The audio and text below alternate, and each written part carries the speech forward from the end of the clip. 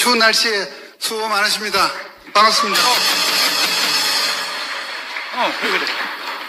아, 누구? 제가 얼마 정도 얘기할 수 있습니까? 시간적으로. 예.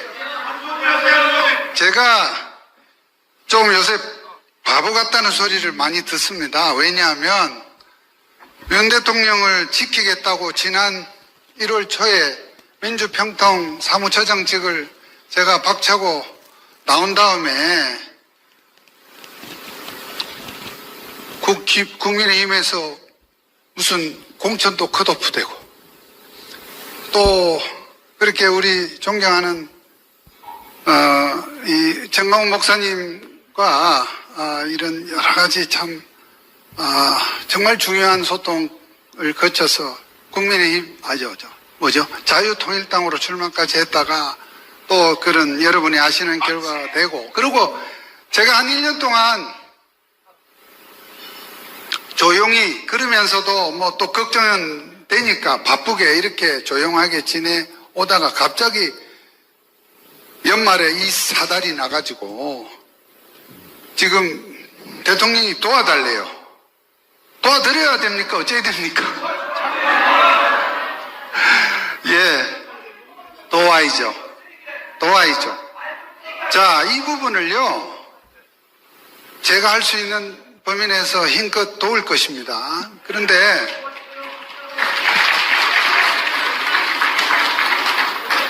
뭐니 해도 제일 큰 도움은 저는 하늘로부터 온다. 우리 대한민국을 하늘이 지켜주실 것이다. 그 다음에 사람이 하는 일 가운데는 가장 힘있게, 그리고 정말 어마한 규모로 이렇게 애써주시는 분이 우리 여러분들이 다 아시는 이 자리에 계신 정광훈 목사님과 그것도 함께하는 우리 사역자들이실 겁니다. 물론 더 중요한 분은 바로 이 자리에 계신 우리 국가언론의 참석자 여러분들이십니다. 자, 제가 올라와서 말씀을 드리겠습니다. 대통령께서 정말 얼마나 힘들고 얼마나 국정 수행을 하는 과정에서 고뇌가 많았으면 우리가 헌법에는 나와 있지만 오랫동안 잊고 있었던 비상계엄을 이렇게 소규모로라도 선포를 하게 되신 거죠. 여러분, 우선 이렇게 공격하는 야당 좌파들 중에는 불법 계엄 얘기하는데, 불법이라고 하는 것은 법에 근거도 없이 아무렇게나 하는 것이 불법인데 명확하게 헌법에 근거와 절차 조항이 있고요. 지금 야당 의원 총회나 다름없는 지금 국회가 하는 탄핵 남발, 예산 자르기, 그 밖에 여러 가지 정부 국무위원 이하 공직자들을 능멸하고 조롱하고 완전히 국회를 자기들의 놀이터로 만들고 있는, 지금 야당이 하고 있는 그러한 탄핵도 어쨌든 법적 근거가 있는 거죠. 우리가 불법 탄핵 이런 말을 안 합니다. 다만 잘못된 탄핵, 부당한 탄핵, 지나친 탄핵, 무더기 탄핵, 닥치고 탄핵, 그것이 지금 문제라는 것이죠. 그러면 대통령께서 이번에 하신 이 계엄에 대해서도 좀 우리가 냉정하고 왜 이런 일이 생겼나, 여기에 이르게 된 대통령 국가 최고 지도자로서의 그런 고뇌와 그런 과정, 사람들이 많이 기억하는 것 같아도 금방 잊어먹어요. 지금 현재 헌법재판소에 대통령 탄핵 말고 탄핵이 국회가 말하자면 정말 아닌 내용으로, 정말 말도 안 되는 절차로 넘겨서 지금 탄핵 심판 계류 중인 게 몇 건쯤 되는지 아시는 분? 지금 한 15건, 아니, 끝난 것도 있어요. 검사들 일부에 대한 탄핵은 전부터 그건 아니었으니까 시간은 시간대로 한 8, 9개월 끌다가 아닌 걸로 결론이 나서 그건 종결했다 치고 지금 현재 계류 중인 탄핵건만 4, 5건 됩니다. 자, 그러한 상황에서 또 이 사람들이 검사 한 사람 탄핵 소추하는데도 청문회를 열고 그 난리 판을 벌이던 이 야당 국회가 국가 제도자인 대통령을 탄핵을 하면서 정말 조사, 청문 절차 하나 없이 그냥 신문 보도, 뉴스 보도 쪼가리 몇 장 붙여서 이렇게 하고, 그러니까 지금 우리 여당에서도 뭐 하느냐 마느냐를 갖고 했지, 탄핵 소추를 통과시키느냐 마느냐, 누가 들어가서 찬성을 하느냐만 이것만 따지지, 도대체가 민주주의는 절차입니다. 때로는 성가시고, 때로는 불편하고, 때로는 시간 걸리더라도 민주주의의 핵심은 절차입니다. 절차는 완전히 개무시된 그러한 탄핵이 지금 이루어졌고, 그거에 대해서 우리가 이렇게 정말 애타는 심정으로 모여서 대책을 찾는 것이죠. 자, 먼저 지금 야당과 좌파 세력들은 대통령의 비상계엄 선포를 내란죄로 몰고 있습니다. 대통령의 입장은 당연히 내란죄라는 건 생각도 못했고 인정도 하지 않고 있을 수도 없는 일이라는 생각이 여러분 확고합니다. 또 그리고 이게 지금 애당초 우리가 앞으로 탄핵 법정에서 헌법재판소의 탄핵 심판 이 법정에서 정말 국가의 지난 2년 반 동안의 이 엄연한 현실과 또 현 시점에서 또 앞으로의 국가장래, 앞으로도 누군가는 대통령을 하고 누군가는 국회의원들이 될 것인데, 지금 이번 이 싸움은 대통령의 권한 또는 권력과 국회의 권한 또는 권력과의 충돌입니다. 그 충돌의 그 원인과 또 내용과 또 그거에 대한 평가와 또 앞으로의 대책과 이런 부분이 정말 진지하고 냉정하게 이것은 헌법재판소의 탄핵 법정에서 다룰 수밖에는 없어요. 공개된 법정에서 자, 국회는 왜 윤 대통령을 탄핵을 했냐, 소추를 했느냐, 그러면 대통령은 또 왜 내가 탄핵을 받아야 되느냐, 탄핵을 받을 수 없다죠, 당연히. 그런 부분을 놓고 국민들이 다 알 수 있는 범위 내에서 이것이 공론의 과정을 거쳐 대통령의 권한이 일시 몇 달간 중지되더라도 이것을 무슨 밀실에서 검찰이나 국가수사본부나 공수처나 기타 그 수사기관에서 지금 또 민주당은 뭐 이른바 내란 특검이라 해서 또 특검을 하겠다 합니다.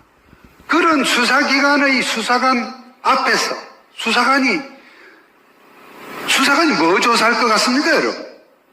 그날 출동한 이후에 군은 누구를 어떻게 출동시키고 가서 뭘 하고 뭘 지졌나, 요것밖에는 안 따질 거예요. 대통령은 피를 토하는 심정이라고 한 것은 지난 2년 반 동안에 오늘 제가 드리는 이런 말씀 중에 여러분들이 조금씩 이렇게 귀담아서 어디 가서 좀 대화할 때 대화거리로 써야 되겠다고 생각되는 게 있으면 그 부분은 좀 기억을 해 두시라는 뜻에서 제가 말씀을 드립니다.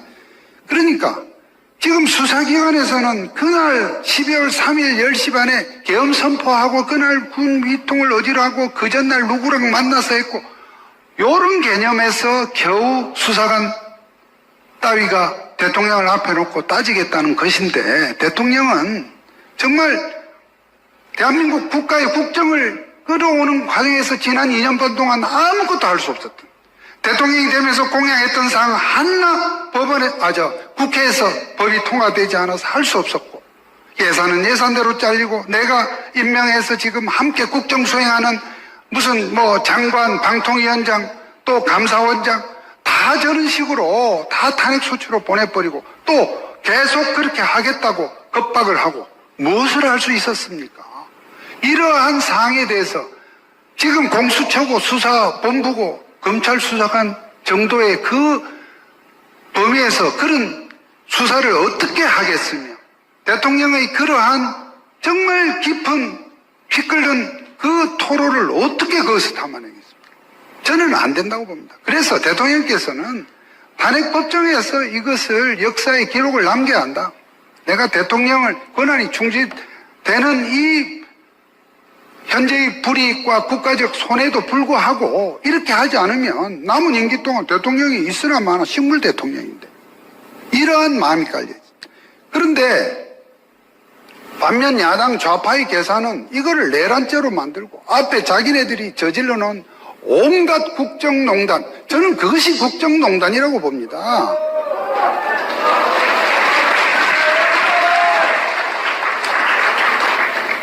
우리가 7, 8년 전 박근혜 대통령 탄핵 때 국정농단이라는 말을 많이 썼습니다. 저는 어쨌든 이 사회에서 조금 배운 척에 속해도 저는 그때 농단이라는 말을 그때 처음 들었습니다. 막 찾아보고 했는데요. 저는 아무리 생각해봐도 지금 야당이 지난 윤 대통령 취임 다음 날서부터 지금까지 계엄 선포 전까지 어쩌면 지금까지 계엄 선포 후에도 법무부 장관 탄핵하고 감사원장 탄핵하지 않았습니까? 이것이 국정농단이고 이러한 것이 자 박수 치려면 화끈하게 치죠.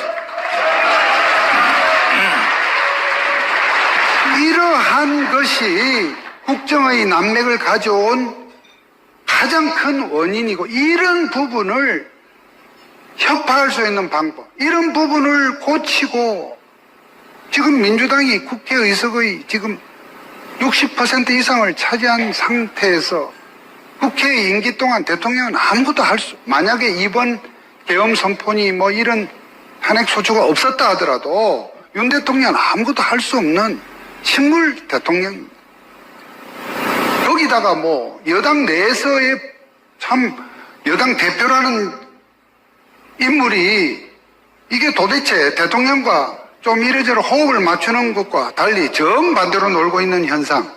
이게 요번에 이런 일이 없었다 할 것도만 아직도 한 모가 지금도 당대표로서 여당의 대표로서 대통령과 계속해서 이렇게 여당 그러니까 대통령을 많이 좀 불편하게 만들었을 것이라고 저는 보는 거죠. 그러니까 이런 상황인데 여당이, 야당들이 다 이거를 바로 내란 범죄로 만들고 수사기관은 무슨 나는 야당하고 무슨 어떤 연결되는 채널이 있는지 어쨌는지 여기도 경쟁하듯이 막 미친 듯이 검찰, 국수본, 경찰, 공수처가 난리 지금도 마찬가지 난리는 계속되고 있습니다만 대통령 입장에서는 오늘도 제가 오후에 기자들하고 몇 마디 할지 모르겠습니다만 여기에 간다 안 간다입니다. 일반 자범입니까 대통령이? 이게 무슨 자기의 이해관계를 가지고 부도덕하게 어떤 범죄를 저질러서 이 수사를 요리조리 피하는 수사에 응하는 문제를 놓고 기자들이 계속 제게 묻습니다. 대통령이 시간 끌기 하는 거 아니냐. 시간 끌기는 야당 인사들의 전매 특허지. 그러니 제가 이 부분을 가지고 대통령과 교감한 내용을 가지고 대통령은 내란죄는 일고도 생각을 안 했고 그리고 대통령을 이런 식으로 내란범으로 몬다? 세상에 예고하는 내란 봤냐? 아까 우리 존경하는 김학성 교수님 말씀하시더라고요. 저도 그까지는 또 생각을 못했는데 과거의 계엄은 다 어떻게 해놓고 나서 사후에 했는데 이번에는 어쨌든 미리 예고했고 자 그렇게 얘기하니까 이 지금 민주당 최고위원회에서 석동현을 내란 선동 선전범으로 또 고발을 금요일에 했어요. 저는 지금 이 시간에 저는 여기 오는 이 시간에 우리 직원 편에 어젯밤하고 오늘까지 쓴 무고 고소장을 지금 국수본에 지금 내고 있습니다. 이제 곧 뉴스 나옵니다. 왜 제가 그것을 그냥 두면 안 되겠다. 나도 뭔가 검토를 해야 된다고 보느냐 하면요. 그것이 저 혼자를 쓰러뜨리기 위한 것이 아니라 그것뿐만 아니라 이번 이 행위를 놓고 대통령이 비상계엄을 한 거로 인해서 국민들이 참 그러한 충격을 받은 그것은 사실이지만 적어도 이것이 내란죄가 아니다라고 생각하는 헌법학자들 또 일반 학자들 교수 언론인 또 사회 지식인 또 여러분들과 같이 각 지역 직역의 유지분들이 무슨 얘기하는 거를 입을 막겠다는 뜻입니다. 석동인이 지금 내가 계엄 선포 전에 저하고 뭐 의논을 했겠습니까? 군대 배치를 내가 압니까?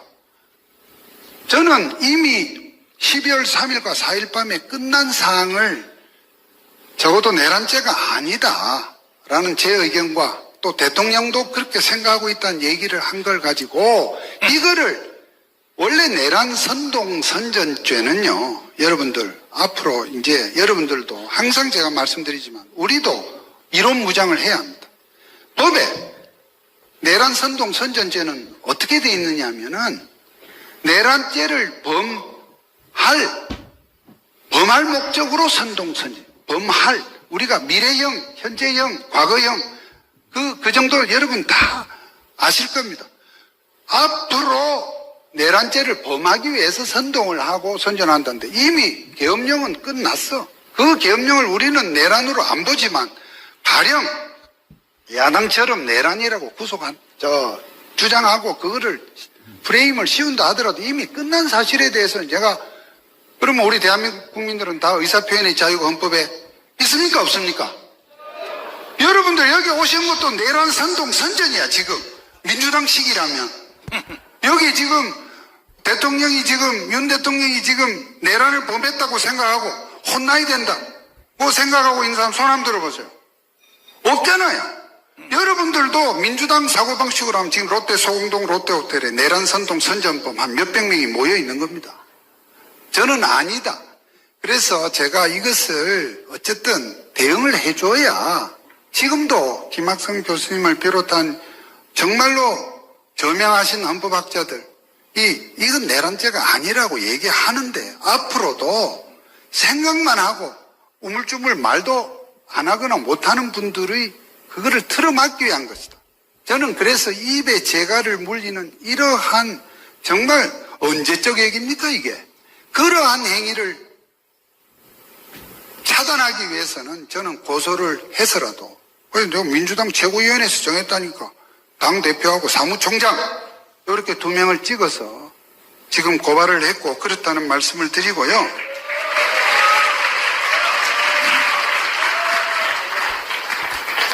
그리고 이 시점에서 여러분들에게 그럼 대통령이 지금 뉴스에 나오는 게 왜 소환에 불응하느냐, 헌법재판소에서 오는 통지서를 왜 안 받느냐 하는 부분에 대해서도 잠시 말씀을 드리겠습니다. 당연히 기본적으로 지금 대통령은 이번 이 사태 후에 이렇게 대통령도 조금 놀란 것 같아요. 이렇게 계엄 해제를 하룻밤 사이에 대통령은 기본적으로 헌법 절차에 따라서 선포하고 헌법 절차에 따라서 해제를 했습니다. 몇 시간 만에 해제를 했습니다.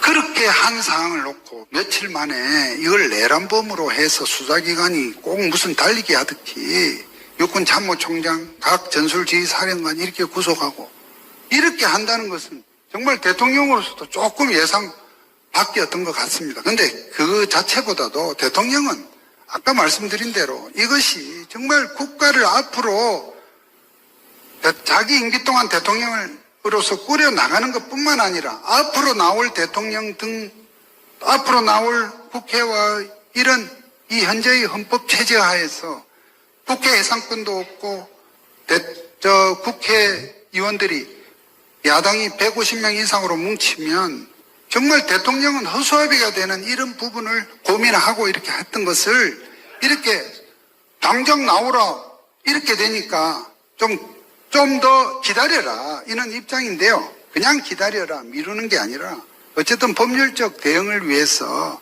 정말 이 일을 팔긋고 나설 변호사 팀을 구성을 해서 그 우리 변호사들 간에도 서로가 충분히 대통령과 왜 대통령이 이렇게 했는지에 대한 교감 학습이 되고 이렇게 해서 일단 그 표현을 뭐라 해야 될지 모르겠습니다. 이번 대통령과 변호인단의 그 팀이 이제 곧 활동을 개점을 할 텐데 그 개점을 지금 준비 중에 있는 거지. 좀 찌질하고 이렇게 잘못 이렇게 비칠 수 있는데 절대로 그런 것이 아니고요. 그 다음에 대통령께서는 탄핵 심판 이게 우선이라는 생각을 하시는 것 같습니다. 아까 말씀드린 대로 이 공개된 탄핵 법정에서 서로가 다 털어내놓고 따져보자는 시기인데요. 필요 없어요. 근데 토요일이면 끝난다니까. 예. 지금 목사님 말씀도 저는 존중합니다만, 어쨌든 뉴스에 나는 사항에 대해서 여러분들이 아시도록 되잖아요. 자, 헌법재판소가 국회에서 넘어온 탄핵소추권 접수 통지서를 지금 보내는데 안 받고 있다는 뉴스가 나왔습니다. 그걸 왜 안 받고 있냐고 나오냐면, 그러한 수령의 시기 조절은 모든 지금 재판 관계자들이 다 합니다. 특히 이재명은 이거 외에도 뭐 오만 방법으로 다 끌어왔지만, 대통령은 우선 이 준비할 때까지, 왜냐하면요, 그 통지서를 수령하면 일주일 안에 답을 내야 됩니다. 답변서를 내요. 그러니까 이 답변서를 준비하는 시간도 필요하고요. 또 그 대통령을 지금 돕는 변호인들이 이런 일이 일어날 줄 알고 미리 대기하고 있었던 게 아니지 않습니까? 그 변호인들이 지금 현재 각 소속됐던 사무실에서 다 나왔어요. 왜? 앞으로 이 싸움을 하려면 이게 1년이 갈 수도 있고 2년이 갈 수도 있고, 또 그 법인의 다른 변호사들에게 혹여 정치적 불똥이 될까봐 다 나와서, 그야말로 갑자기 그 변호인들도, 돕는 변호인들도 이제 곧 아시게 되겠지만, 그 변호인들로서도 그야말로 갑자기 지금 하던 사업을 여기 사업장에서 다 나와서 새롭게 지금 사업 준비를, 그 대통령을 돕는 변론 준비를 해야 되는 그러한 물리적 시간이 필요하기 때문에 지금 준비 중에 있다는 말씀을 드리고요. 자, 그 다음에, 자, 이제 여러분들과 얘기입니다. 탄핵 심판 앞으로 어떻게 될 것이냐. 저는 우리 목사님께서 저는 정말로 앞에서 선도해서 이러한 분위기를 다 만들어 주실 거라고 보는데, 자, 이것이 어떤 법원이나 헌법재판소의 그런 법적인 절차, 대응도 잘해 나가겠지만, 제일 중요한 것은, 이건 제 주관적인 의견이면서 변호인들에게 제가 강조합니다. 국민 여론이다. 이번에 이 성전은, 이 싸움은, 이 전선은 저는 국민 여론, 이것이 굉장히 중요하다. 여러분, 7년, 8년 전에 박근혜 대통령이 정말 입에 담기도 참 우리가 다시 기억하기도 황망한 그러한 탄핵을 당했었습니다. 그때 저는 박 대통령이 무슨 법적으로 탄핵할 만한 법적인 잘못을 정했거나 정말 법에 맞아서 탄핵이 됐다고나 단 하루도 저는 생각한 적 없습니다. 그 당시에 제대로 대응을 못했습니다. 정치권에서 어떤 식으로 의원들이, 국회의원 그런 사람들이 야합을 하고 한 그 소추 단계에서 야합한 것은 그것도 참 진짜 천인공노할 일이지만, 그 후에 그때는요 우리 우파 유튜브들도 없었고, 또 그때 목사님 그때는 광화문 집회가 없었죠. 전혀 없었어요. 이런 것도 우리 광화문 엊그제와 같은 그런 대규모 집회 항의도 없었고, 그 외에도 박근혜 대통령 자신도 저는 모르겠습니다. 탄핵이 안 될 걸로 생각했던지 좀 소극적인 대응을 했습니다. 탄핵 심판 법정에 나오지도 않았어요. 그렇지만 지금은 세상이 바뀌었습니다. 우리 진영에 무엇보다도 광화문 이 애국 시민 세력이, 정광훈 목사님 등 많은 우리 애국 시민이 참여하는 우리 우파의 이러한 단결된 그 힘이 있고, 또 유튜브들도 많습니다. 기존 좌파 언론에 충분히 전달 못하는 그런 정보를 전해준 우파 유튜브도 있고, 또 국민들이 우리 우파뿐만 아니라 중도에 있는 국민들도 학습 효과가 있습니다.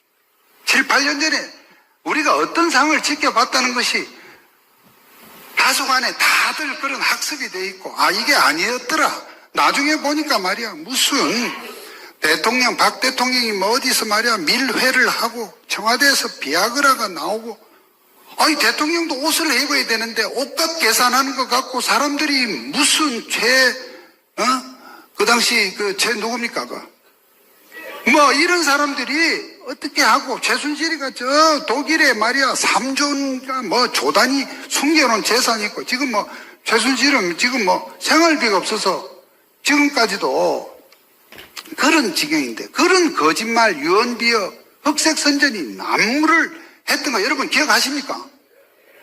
보세요. 이번에 또 야당에서 김어준 앞세워서 국회에서 뭐 얘기합니까? 사살설 얘기하는 게 바로 7년 전에 미래설 비약을 똑같은 여론 현혹입니다. 여러분들은 말도 안 된다고 생각하지만 중간에 있는 사람들, 한 사람들은 또 그런 말에 넘어갑니다. 그런 부분도 우리가 이번에는 절대로 그냥 놓쳐서는 안 되기 때문에 몇몇 변호사님들이 고소고발을 한 것으로 알고 있습니다.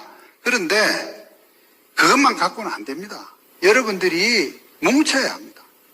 그렇게 해서 이번에 이 대통령께서 당당하게 맞서고 탄핵심판 그 법정에도 나가서 변호인들의 도움을 받아서 직접 당신의 그 여러 가지 고뇌와 사고를 피력할 것입니다. 여러분들 함께 응원하시고요. 토요일이면 끝나요. 이번 토요일이면 끝난다고, 토요일이면. 자, 그리고 이게 탄핵 심판이 이제 막상 열리고 뭐 하려면 현재 지금 재판관도 6인밖에 없고 재판관 구성 문제라든지 곳곳에 넘어야 될 문지방들이 지금 많아서 변론 열리고 할 때까지는 적어도 물론 뭐 변론까지 안 가고 이게 되려면 국회가 탄핵 소추 이거를 도로 말아 넣어야 되는데 그럴 가능성은 또 그렇게 하여튼 그런 상황에서 우리가 대비를 한다면 탄핵 재판하는 동안에도 생각해 보십시오. 법원 판사들이나 헌법재판관들이 출근하고 사무실에 있는데 밖에서 탄핵을 반대한다, 탄핵해서는 안 된다는 목소리가 큰 상황하고 탄핵해라, 윤 대통령을 끌어내라는 목소리가 큰 그게 막 계속 기회행행거리고 이런 두 가지 상황을 놓고 보면 탄핵을 해서는 안 된다, 말도 안 된다, 말도 안 되는 이 탄핵 심판은 부정돼야 된다 라고 하는 그 목소리가 더 크면 판사들은 여론에 절대적인 영향을 받는다. 저는 그렇게 생각합니다. 자, 이제 마지막으로 그러면은 그 여론 형성을 위해서 저는 여러분뿐만 아니라 앞으로 이런 기회가 있을 때마다 오시는 분, 뵙는 분들에게 제가 좀 부탁도 하려고 합니다. 뭐냐니까. 그럼 우리가 뭘 해야 됩니까? 여러분 뭐 해야 됩니까? 자, 예?